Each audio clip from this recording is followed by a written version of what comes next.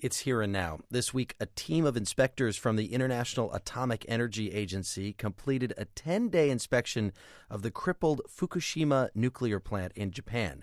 They described the process as extremely complicated, but also praised the progress so far. It's been more than 2 years since an earthquake and tsunami destroyed the plant, but the long process of stabilizing and decommissioning it is really just beginning. The BBC's Rupert Wingfield-Hayes has been following the story, and he's with us now from Tokyo. Rupert, welcome back. Thank you, Jeremy. Well, when the IAEA officials say that it's a very complicated process, but things are progressing, what do they mean? Parse that for us. I think what they mean, there's a couple of things that have happened in the last few months that have helped to stabilize the situation at Fukushima. The first is they have started to get on top more effectively of managing this wastewater problem. There were all sorts of problems with it a few months back, lots of leaks going on, clearly not a very competent process. They were making mistakes, leaks were happening. They seem to be managing that better than they were, and they seem to be preventing some of the groundwater that was causing this problem from getting into the plant. The other thing is they've started to remove fuel from reactor building number 4. There was a very large amount of spent fuel in the reactor's cooling pool, not in the reactor itself, but in the cooling pool when the disaster happened back in 2011. That has been very precarious because that building was very badly damaged by the disaster. Now they have finally started to remove that fuel from that building, and that operation seems to be going quite well so far. And obviously, the more of that fuel can be removed, the better the situation is. But at the same time, this is really just the start of the process, and it's also the easy bit.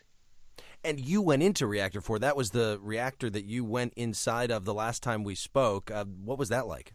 Yes, so I mean that was very interesting. A lot of work has been done. I've been to Fukushima 3 times this year inside the compound. This was the first time we were allowed inside any of the reactor buildings, and a vast amount of work has been done to stabilize the building. They've constructed a huge steel skeleton around the building to support it, and also to support the cranes that are used to pull this nuclear fuel out of this very deep pool that it's been sitting in.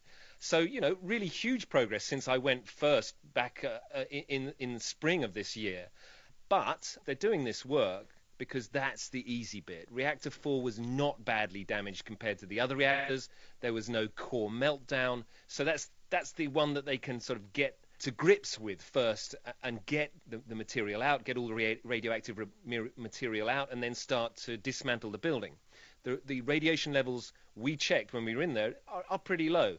That is not the case with the other reactor buildings, 1, 2, and 3, where there were core meltdowns.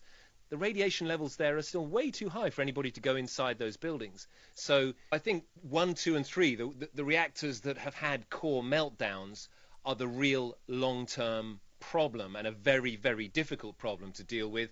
Reactor 4 is a little bit of a distraction. It's obviously important that they get the fuel out, but it is the easy bit. Rupert, there's a big question about what to do with all the water. There's a lot of contaminated water, 400,000 metric tons, I read, and another 400 tons of it being produced every day. The IAEA did have some recommendations about that. Tell us what's happening on the waterfront. Yeah, you're absolutely right. This is the really big headache. To keep those melted reactors cool, which they have to do for many years to come, they have to pump water into the damaged reactor cores. Every day they do that, that water becomes contaminated, and then because it's contaminated, they have to store it somewhere, and they've been building these, what they call the tank farm. It's an enormous, ever-growing site of these huge tanks that contain 1,000 tons of water each. And dealing with that is a real problem because they leak, they rust, there's lots of pipes connecting them together. It's a real nightmare to manage this ever-growing amount of water.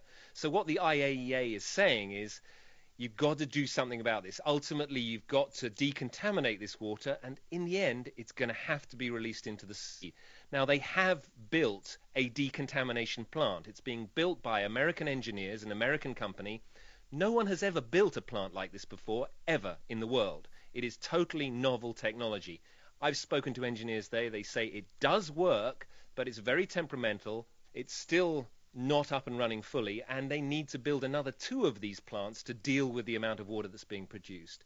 And there are a lot of concerns about dumping the water, even if it's been decontaminated, into the sea, right? Yes, there are. I mean, there's very, very little trust in the government or in Tokyo Electric Power, the company that is dealing with the aftermath of the disaster. And so when local people, local fishermen, local farmers are told, look, we're going to clean this water, and the levels of radiation will be so low that they are really untraceable, and it's safe to release it into the sea, people simply don't believe what they're being told. And, I have spoken to American engineers who are working at that plant and British specialists who are advising at the plant, and they say, look, this really is good technology. This water will be safe to be released into the sea. But unfortunately, the local population is still unmoved by that. They say, we don't trust you. Well, that is the note that I want to end on. We talk about this every time we discuss Fukushima, the question of trust and how much the Japanese people are trusting not just TEPCO, Tokyo Electric Power, but also the Japanese government in what they're saying about what's going on in Fukushima. It's quite difficult to get a grip on exactly where public sentiment is. After the disaster, there was an overwhelming majority of the Japanese public became anti-nuclear. And opinion polls have shown that that is gradually dropping, and it's now probably below 50% for the first time since the disaster. And so either through apathy or through the government's own propaganda campaign, people are starting to accept that nuclear power probably is going to be switched back on here. But having said that, in the area of northeast Japan, which was affected, attitudes are very anti-nuclear power now. And very interestingly, one thing that's happened recently, Jeremy, is that former Japanese Prime Minister Koizumi, who was very much an advocate of nuclear power when he was Prime Minister back in the early 2000s, has in the last couple of months come out publicly against Japan having nuclear power in the future. And I think that's really, significant that a very, very senior member of the ruling party is now anti-nuclear and is saying so publicly. So maybe the debate here is starting to change. Rupert Wingfield-Hayes of the BBC joining us from Tokyo. Rupert, thanks as always. Thank you, Jeremy.